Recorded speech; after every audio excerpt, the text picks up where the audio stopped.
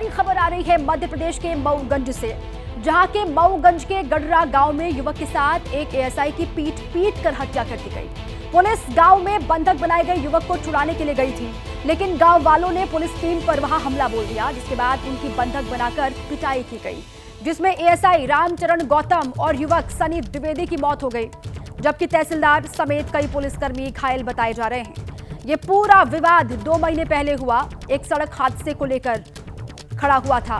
सड़क हादसे में अशोक कुमार नाम के एक आदिवासी की मौत हो गई थी। आदिवासी परिवार ने इस हादसे को ना मानते हुए सनी द्विवेदी नाम के युवक पर हत्या का आरोप लगा दिया था। उसे हादसा ना मानकर बल्कि हत्या इसको माना गया परिवार की तरफ से।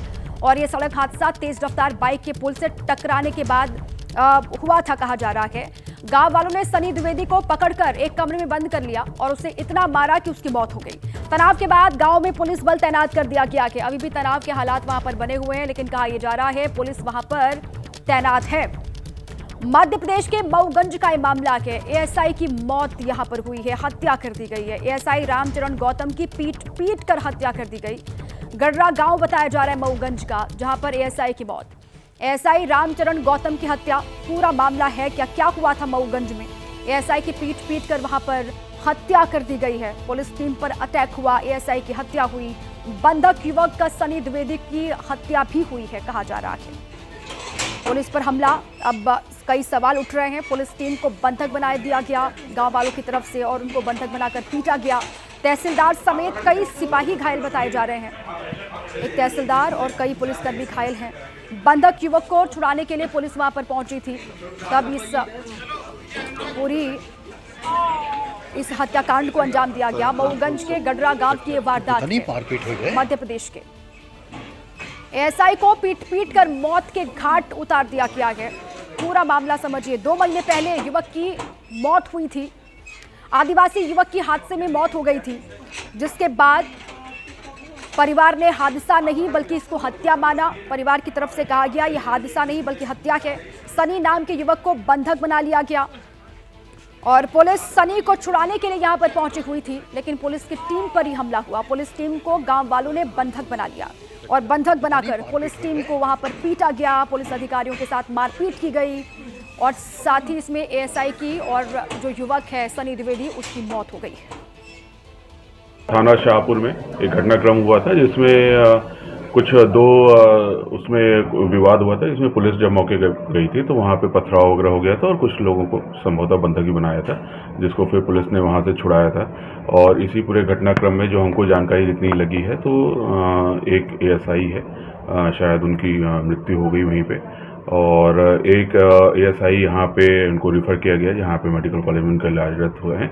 एक तहसीलदार हैं, उनको भी चोट लगी है तो वो भी यहाँ पे इलाजरत हैं, और बाकी ऐसा पता चला कि 1-2 अन्य लोगों को भी चोटें लगी है। शाहपुर थाना क्षेत्र में गडरा गांव में हिंदू समाज के 2 गुटों के बीच में विवाद की स्थिति बनी है और इस विवाद के चलते एक व्यक्ति की मृत्यु हुई है और इस विवाद के चलते भीड़ भाड़ काफ़ी इकट्ठी हो गई थी, कुछ पत्थरबाजी भी हुई है।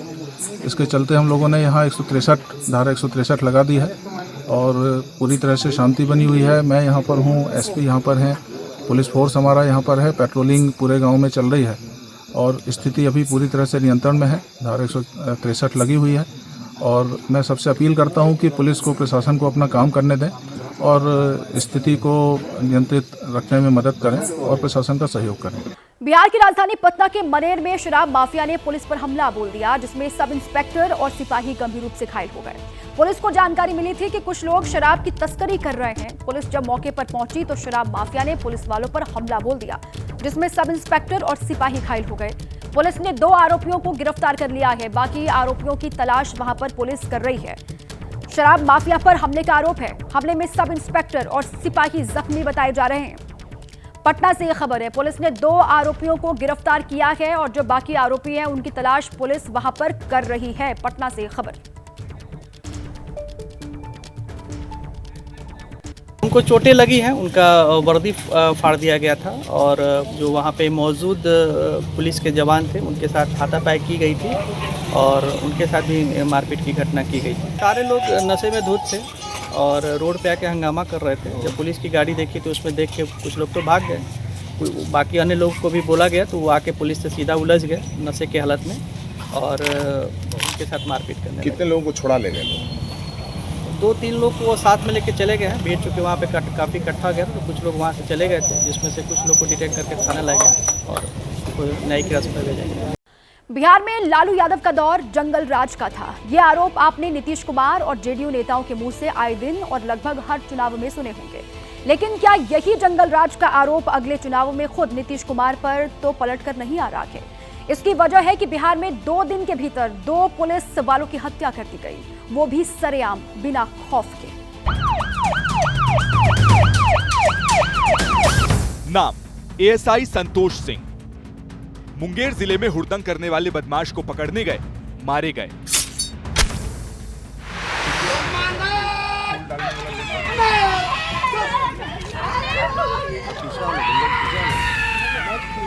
नाम एएसआई राजीव रंजन। अररिया जिले में अपराधी को गिरफ्तार करने गए, भीड़ ने हमला किया, जान चली गई। बिहार के सुशासन राज में 2 दिनों के अंदर 2 पुलिस वालों की मौत के बाद नीतीश सरकार पर कई सवाल उठने लगे हैं। पहला, क्या बिहार में अपराधियों को पुलिस का डर नहीं रहा? दूसरा, क्या बिहार पुलिस को अब ड्यूटी पर डर कर जीना होगा? तीसरा, क्या सुशासन का दावा जंगल राज 2.0 में बदल रहा है? ये सवाल मुंगेर की इस घटना के बाद जन्मे, जिसमें पुलिस होली के दिन हुड़दंग करने वालों को पकड़ने पहुंची थी। आरोप है कि अस्पताल के बेड पर पड़े इस आरोपी ने एएसआई संतोष की जान ली है। मुंगेर जिले के पिपरिया गांव में 2 पक्षों का विवाद हुआ। एक पक्ष ने दूसरे पर हमला किया, एक का सिर फाड़ दिया। दूसरे पक्ष से इत्तला मिलते ही पुलिस की टीम मौके पर पहुंची। तभी हमलावरों ने घर में रखी रॉड से एएसआई पर हमला कर दिया। हिमाकत देखिए, आरोपियों ने एएसआई संतोष की लाश उसी व्यक्ति के घर के बाहर छोड़ी जिसने बचाव के लिए पुलिस बुलाई थी। गए, उसके बाद हमको सोपड़ी वाला है कि चलो आपको मामला यहाँ प्रशासन आ गया तो प्रशासन सामने लेगा। यहाँ पर बच्चा बोले मेरी मुर्गी यहाँ पर लाश पर धर दिया है। इसके आगे भी सुनिए कि अपने एएसआई की हत्या के बाद पुलिस वाले अपराधियों से निपटने की बजाय खुद कितने डरे हुए थे। हम दौड़ के गए, उनको बुलाए, तो सर वहाँ आपका एक आदमी को मार के मेरे दरवाजे पर रख दिया है। तो फिर वो बोले कि ठीक है, एक प्रशासन गाड़ी आ रही है, तब जाएंगे, अकेला हम कुछ नहीं कर पाएंगे। एएसआई पर हमला करने वाले कितने बेखौफ थे और किस दरिंदगी से उन्होंने एएसआई संतोष की जान ली, इसे डॉक्टर से भी सुनिए। वो यहाँ हमारे अस्पताल के अंदर आए तो वेरी सिक कंडीशन में, बहुत ही सीरियस कंडीशन में यहाँ पे पहुँचे। तो हम लोगों ने देखा तो हमें लगा कि चॉप इंजरी है, लेकिन शार्प इंजरी ब्रेन में बहुत ज़्यादा पड़ी हुई थी। इनका जो सल्की गायरी ब्रेन का होता है वो स्कल्प को तोड़ते हुए बाहर आया था और एक्सेसिव ब्लीडिंग हो रही थी, जिसके कारण मरीज की स्थिति बहुत ही सीरियस थी। उस वक्त तो हमले से खुद पुलिस वाले खौफजदा थे, लेकिन उसके बाद ऑपरेशन बदला शुरू किया। रात भर सर्चिंग के बाद आरोपियों की गिरफ्तारी की, लेकिन गिरफ्तार करके थाने लाते वक्त पुलिस की गाड़ी पेड़ से टकरा गई। मौके का फायदा उठाकर आरोपी भागने लगे तो पुलिस को गोलियां चलाकर उन्हें काबू में करना पड़ा। एक को पैर में गोली मारकर पकड़ा। इस घटना में अभी तक कुल 7 लोगों की संलिप्तता प्रकाश में आई है, जिसमें से 5 लोगों की पुलिस के द्वारा गिरफ्तारी की गई है। एक अभियुक्त जिसका नाम गुड्डू कुमार था, उसको आज पुलिस टीम ले जा रही थी उनकी निशानदेही पे एक दूसरे अभियुक्त की गिरफ्तारी के लिए। उन्होंने गाड़ी से भागने का प्रयास किया, पुलिसकर्मियों का हथियार छीना, पुलिस के ऊपर फायरिंग की। सेल्फ डिफेंस में पुलिस ने भी फायरिंग की, जिसमें उनको एक गोली लगी है, वो भी इलाजरत है। और हम लोग इसको बड़ी सीरियसली ले रहे हैं और इसमें हम लोग जो एक्शन लेंगे वो शीघ्र ही आप लोगों को दिखाई देगा। और इसमें जो कार्रवाई होगी वो ऐसी कार्रवाई होगी कि आगे पुलिस पे इस प्रकार के हमले के मामले प्रकाश में नहीं आएंगे। हथकड़ी के साथ स्ट्रेचर पर लेटे इसी शख्स पर आरोप है कि इसी ने एएसआई संतोष पर वार किया था। ये कोई बड़ा अपराधी नहीं, मामूली सा ठेकेदार है। खबर 2 पक्षों के झगड़े की थी, लेकिन खबर अब ये बन गई है कि बिहार में अपराधियों से खुद बिहार पुलिस महफूज नहीं है।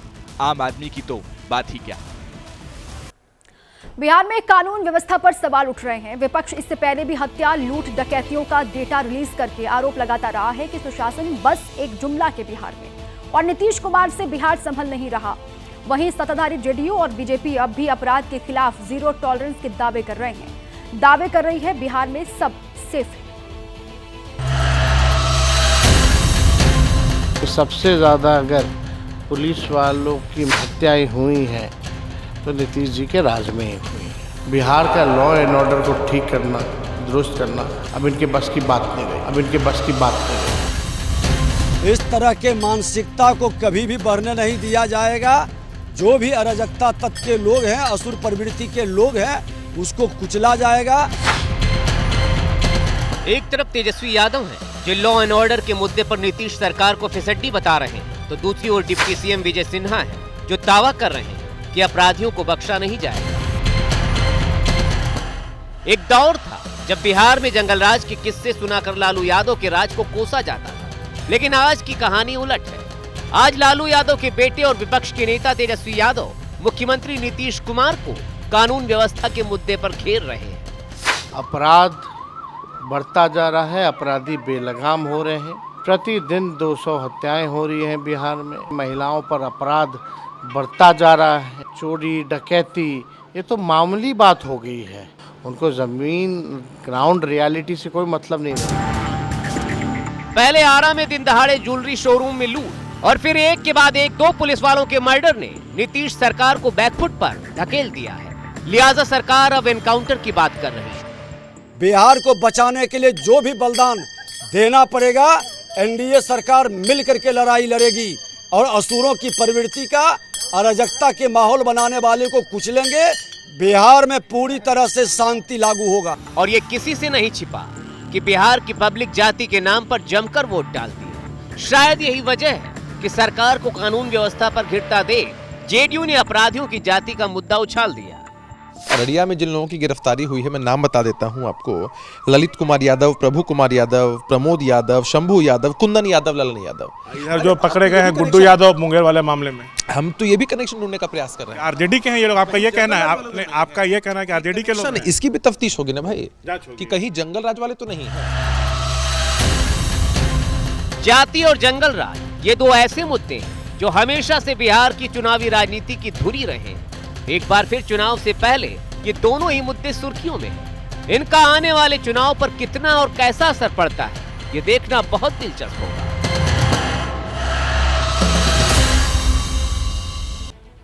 और इस बीच बिहार के आरा से भी बड़ी खबर है। बिहार के आरा में बदमाशों ने 3 दोस्तों को गोली मार दी, जिसमें से एक युवक की मौके पर ही मौत हो गई है, जबकि 2 दोस्त गंभीर रूप से घायल बताए जा रहे हैं। बताया गया कि बदमाशों ने पहले तीनों दोस्तों को रोका और फिर गोली मार दी। पुलिस अब आरोपियों की पड़ताल वहां पर कर रही है। सिर में गोली लगने से एक दोस्त की मौत हो गई है। बड़ी खबर ये आरा से है। गोली लगने से 2 दोस्तों की हालत गंभीर बताई जा रही है। 3 दोस्तों को गोली मारी गई बदमाशों की ओर से, जिसमें से एक की मौत हो गई है, 2 की हालत गंभीर बताई जा रही है। अपराधियों ने 3 दोस्तों को एक साथ गोली मारी और पुलिस इस पूरे ही मामले की जांच पड़ताल कर रही है। एक और बड़ी खबर एमपी के ग्वालियर से आ रही है। ग्वालियर के कमला राजा अस्पताल में एसी फटने से आग लग गई और आग अस्पताल के लेबर यूनिट में फैल गई, जिसके बाद अस्पताल में हड़कंप मच गया। लेबर यूनिट में 16 मरीज भर्ती थे, जिन्हें वार्ड के खिड़की तोड़कर सुरक्षित बाहर निकाल दिया गया। और इसके अलावा आसपास के वार्डों में भी 100 से ज्यादा मरीजों को ये कहा जा रहा है कि सुरक्षित उनको भी निकाल लिया गया है। लेबर यूनिट में आग लगी, ये ग्वालियर से खबर है और सभी मरीज सेफ हैं। ये राहत वाली बात है, गनीमत वाली बात है। मध्य प्रदेश के ग्वालियर से बड़ी खबर इस वक्त की। अब आगे बढ़ते हैं। अगली खबर आरक्षण से जुड़ी हुई है, लेकिन इसका रिश्ता शिक्षा या रोजगार से नहीं बल्कि सरकारी ठेकों से है। देश में मुस्लिम आरक्षण का होवा वक्त बेवक्त खड़ा होता रहता है।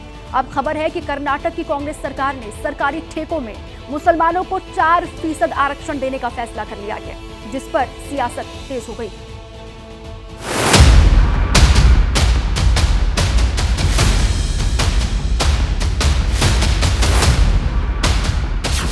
राजनीति का नया रण, मुसलमानों को 4% आरक्षण।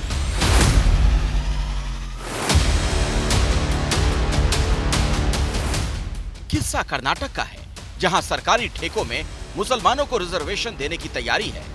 जानकारी के मुताबिक राज्य की कांग्रेस सरकार ने इसके लिए कानून में बदलाव का फैसला लिया है, जिस पर बीजेपी आग बबूला है। कर्नाटका सरकार ने अपने बजट में मुसलमानों के लिए 4% आरक्षण की घोषणा की है। यह टोटली अनकॉन्स्टिट्यूशनल है, क्योंकि भारत का संविधान अलाउ नहीं करता है। सोशल बैकवर्डनेस पर आप कर सकते हैं, लेकिन सीधा एक कम्युनिटी, रिलीजियस कम्युनिटी के बेसिस पर हम रिजर्वेशन दें, यह परमिसिबल नहीं है। कर्नाटक में बीते 7 मार्च को इस साल का बजट पेश किया गया। इसमें सरकारी ठेकों में 4% आरक्षण समेत मुसलमानों के लिए कई ऐलान हुए। अब खबर ये इसी शुक्रवार को कैबिनेट की मीटिंग में इसके लिए Karnataka transparency in public procurement act में बदलाव का प्रस्ताव मंजूर किया गया, जिसे अब विधानसभा में पेश किया जाएगा। लेकिन बीजेपी इसे मुस्लिम तुष्टीकरण की इंतहा बता रही है, जबकि राज्य के उप मुख्यमंत्री का कहना है सरकारी ठेकों में 4% आरक्षण सिर्फ मुसलमानों के लिए नहीं बल्कि सभी अल्पसंख्यकों और पिछड़े तबकों के लिए है। See, 4% reservation is not for Muslims. It is for all sections of minorities and backward classes. सच क्या है, ये तो कर्नाटक सरकार के प्रस्ताव की असली तस्वीर सामने आने के बाद ही पता चलेगा, लेकिन अभी इस पर सियासी घमासान चरम पर है। मनमोहन सिंह ने वही शुरू किया था, आपको याद होगा, Muslims have the first right over the national resources. Rahul Gandhi तो उनसे भी आगे कह गए कि कांग्रेस मुसलमानों की पार्टी है, जिन्ना चले गए, जिन्ना की पॉलिटिक्स करने वालों को छोड़ गए। राहुल गांधी का कहा था ना कि Muslim League is a secular party, याद होगा आपको, अमेरिका में उनका स्टेटमेंट।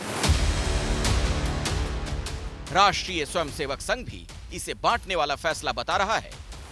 जिन्होंने मुस्लिम को वोट मानकर, इंसान और हिंदुस्तानी नाम मानकर यह खरीद फरोख्त की है, तो मुसलमान अपने आप इसका मुंह तोड़ जवाब देगा।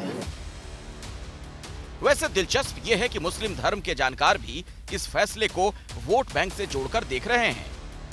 किसी भी धर्म के नाम पर कोई भी रियायत देना किसी को, मैं समझता हूँ ये अच्छा नहीं है। धर्म के नाम पर रिजर्वेशन भी नहीं होना चाहिए, धर्म के नाम पर कॉन्ट्रैक्टर को रियायत भी नहीं देनी चाहिए। आप ये देखिए ना कि जो जरूरतमंद है।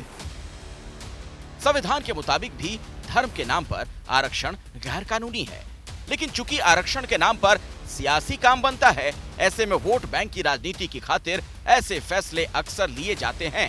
लेकिन बड़ा सवाल ये, क्या कर्नाटक सरकार का फैसला अदालत में टिक पाएगा? यूपी के मुरादाबाद से खबर है। मुरादाबाद में घर के भीतर खड़ी एक स्कूटी में अचानक से ब्लास्ट हो गया और तेज आवाज के साथ हुए धमाके से आसपास के इलाके में हड़कंप मच गया। ये देखिए आप, आसपास के लोगों की भीड़ मौके पर इकट्ठा हो गई। स्कूटी में पहले से चिंगारी निकली और उसके बाद फिर अचानक से तेज आवाज के साथ ये धमाका हो गया। देखते ही देखते ये पूरी स्कूटी यहाँ पर आग के हवाले हो गई। आग लगी, जो पल भर में राख होती हुई स्कूटी की तस्वीर भी आप देख रहे हैं इस वक्त। मुरादाबाद के आशियाना कॉलोनी में रहने वाले अमित ने 3 महीने पहले ही नई इलेक्ट्रिक स्कूटी खरीदी थी, जिसमें ये धमाका हुआ और आग लगी। ये पूरा फुटेज सीसीटीवी में जो रिकॉर्ड हुआ वही आपको हम दिखा रहे हैं। यूपी के मुरादाबाद से खबर है।